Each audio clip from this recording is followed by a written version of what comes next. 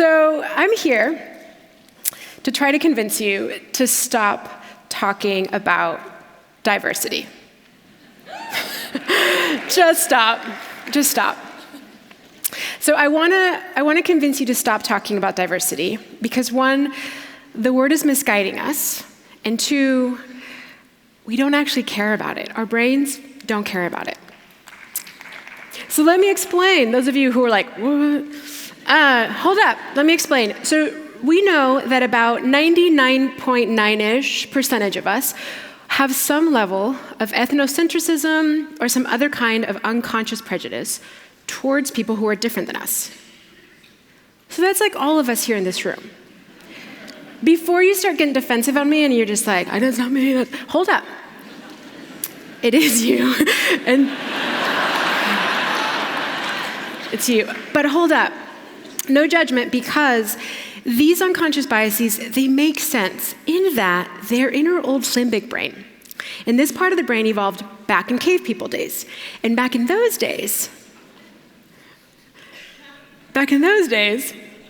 if you were out and about and you ran into someone who looked different than you, shall we say, that would have been cause for concern. Like, who's this? I don't know you. Where'd you come from? Don't take my food, right? It would have been very, very concerning. But now we have a very modern world. We interact with people all the time who act different than us, look different than us. That's normal. But our limbic brain is still catching up. It's still wired to equate outsiders with a threat to our own survival. So it means that even if our mouths are saying,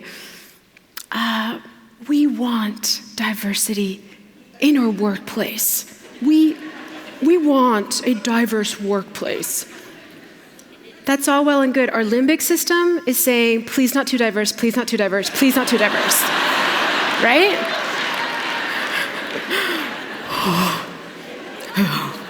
Okay, so now, on the other hand, there's equity. Equity, our brain is wired to care about. So by equity, I mean being treated fairly, equality, and there are important differences between equity and equality. However, we have reached neither in most of our industries and our communities. So for this talk, I'm going to use equity. But the question I got really excited about was, what does our brain think about equity?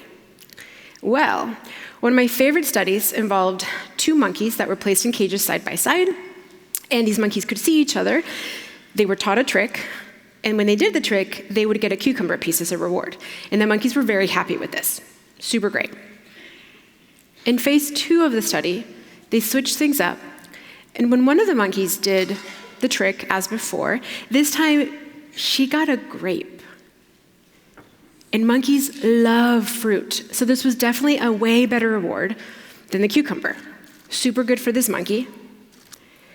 The other monkey, when she did the trick in phase 2, she still got a cucumber. So this was repeated again and again, so that the monkey, the cucumber monkey, she could see that she was doing the same trick, but getting the crappier reward. Let's pause there. If you were doing the same task as someone else, and you were getting a crappier reward, how would you be feeling right now? Tell me. All of your voices drop. What? Yeah, I'd be so pissed. Here's what the monkey did.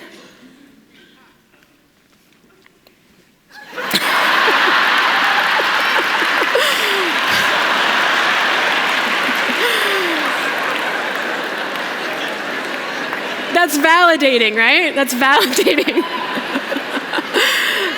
Yeah. So, just like monkeys, we all innately understand how to spot even a glimmer of injustice.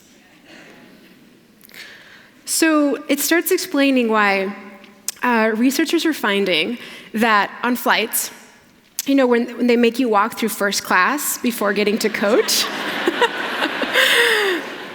on those flights, there are 4 times the number of incidences of air rage. It's a thing, it's measurable, and there's 4 times the number of those incidences when they make you walk through first class before you get to your coach seat. So now experts theorize that we seem to be wired to scan for equity, even glimmers of inequity in particular, because it was linked also with survival back in cave people days. Let's say that back in cave people days, there you are, foraging, hunting, but 2 days in a row, you get less food than the rest of your tribe. You did the same work. This would have been an important early signal that your chances for survival were slimming, and you better do something about it, if you want to last through winter. So at the time when I was researching this, I thought, well, what does it matter that our brains scan for and want to protect a sense of equity? Well, it matters because it means that our brains categorize equity as a core need. And when any core need is threatened, our brains and our bodies are wired to go into a stress state. And if this continues, now we've got chronic stress, and chronic stress leads to inflammation. We are finding that people who experience recurring racism indeed show chronic inflammation in their bodies. In chronic inflammation, as we're learning, it's no joke. It is directly linked to things like cancer, heart disease, general lower life expectancy, i.e., it's linked with early death. So equity isn't just politics here. Equity, it's critical to our health. Thank you. Right. So about a year ago, there I was being an equity, inclusion, and diversity trainer, and it dawned on me, why are we talking about diversity at all? Diversity isn't what our brains need. It's really just a metric to understand if equity is happening. So let me explain. Let's say that at your company, 4% of the employees at your company are people of color, but 30% of the US population is people of color. So if this happens again and again, year after year at your company, that racial diversity number, it's an early indicator that it's likely that there's inequity happening somewhere in your hiring pipeline. But let's say that you change how you hire, and you hire a bunch of people of color, and you get it to 30% of your employees are people of color. What? We're done, right? Can we celebrate? Can we celebrate? I love that you're not being like, yeah, we're done.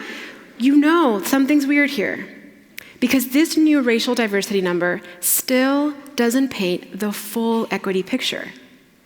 It doesn't tell us if those employees are being compensated equitably to their white counterparts. It doesn't tell us about how they're being treated by their white peers in everyday work lives. And yet we're still, knowing this, diversity isn't the core need. Equity is the core need.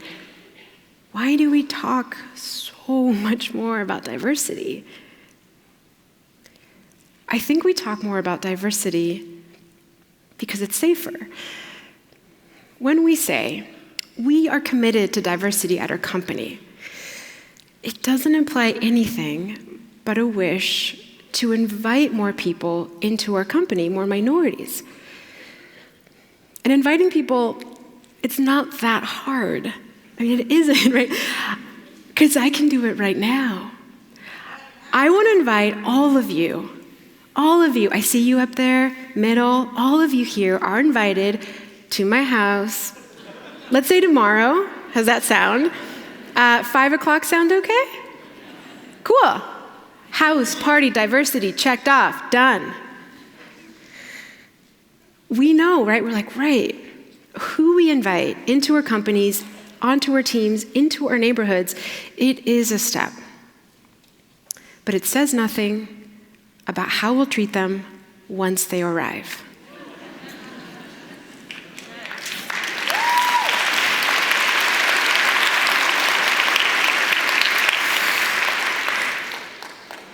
How we treat them and changing how we treat them once they arrive, that would take changing our old brain. And it also takes changing our systems. And I know that changing our old brain and changing our systems, that's intense. That's daunting. I know this. So I thought, okay, well, what does the research say about how humans achieve daunting goals? The research says 3 things. It says we need to verbalize the goal, we need to make it measurable, we need to make it time-bound. Verbalize it, make it measurable, make it time-bound. Here's the really cool thing. 50 years ago, this year, our nation achieved a huge, daunting goal using this very formula. So, 1962. President Kennedy addresses the nation with a very bold and seemingly, at the time, impossible goal. He says, "We choose to go to the moon in this decade." Notice, he didn't say, "We care about going to the moon in this decade." Now, he also definitely didn't say, "We're going to form a space committee in this decade." Yeah, we're doing that. Nope. He verbalized the goal. He made it measurable. He made it hella time-bound. We reached that goal in 7 years. In 1969, moon landing, bam, done. Okay. So rereading a speech, I realized, 1, we need to verbalize the right goal. The goal isn't diversity. The goal is equity. Hell yeah.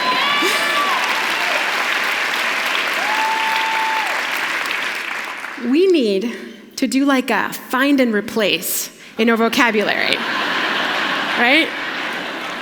We need to do a find and replace in our vocabulary, in our HR manuals, some of us in our job titles, in our everyday work lives. We need to swap out diversity for equity. 1. But 2, Kennedy's speech made me realize also, it's time. It's time that we made this goal measurable and time-bound. So what this looks like on the ground is that instead of saying that you care about hiring for diversity, instead say that you will achieve racial and gender equity in your hiring procedures in 3 years. Say it.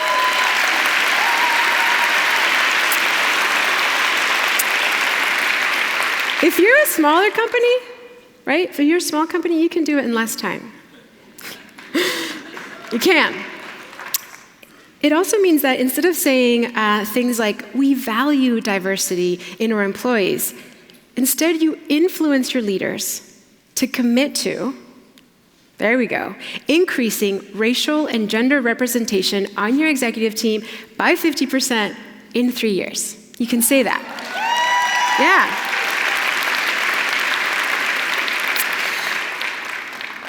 And I know some of you are like, give me the big stuff. I want to run with the big dogs.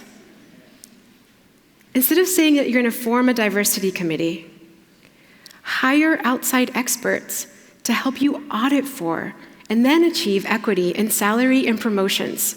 You can do it in 2 years. You can.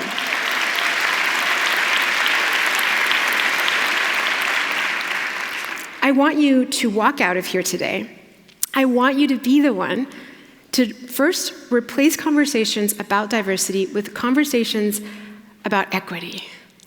And I want you to be the one to ask your leadership, ask your peers, let's make it measurable, let's make it time-bound. Because diversity isn't what we're looking for. What we really want, right? What we really want, all of us, is equity. Thank you.